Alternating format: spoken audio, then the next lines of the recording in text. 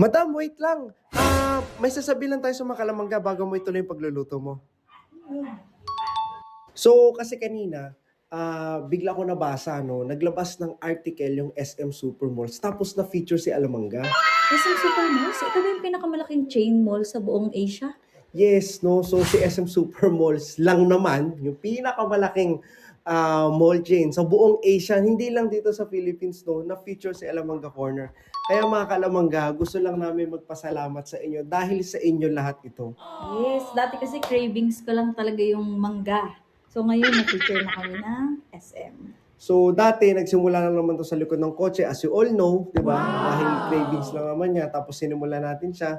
Nagsimula lang siya sa mga kaalamangga na patry nga niyan, pero nandito na tayo ngayon. So, mga kaalamangga, hindi ito dahil sa sipag o tiyaga ni Ana o ni Wendell, no? Pero dahil ito sa suporta at tiwala ninyo. Dahil itong pag-feature sa isang article, sobrang laking milestone to para sa amin. And of course, para sa mga kaalamangga warriors namin na araw-araw nagsisilbi, no, at nag-serve para sa inyo para mapasaya kayo. So para sa SM Supermalls, maraming salamat po sa opportunity na ito. Ayan, maraming salamat po sa mga mall admins, sa mga executives natin dyan. And of course, sa mga kaalamangga namin na patuloy na sumusuporta, na araw-araw umu-order sa page. No, since day one, yung mga loyal customers namin noon na nandun pa kami sa kalsada, is hanggang ngayon umu-order pa rin sa amin. So once again, maraming salamat po. Thank you.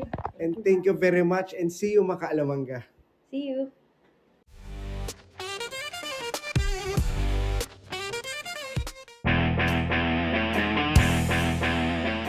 Like and subscribe.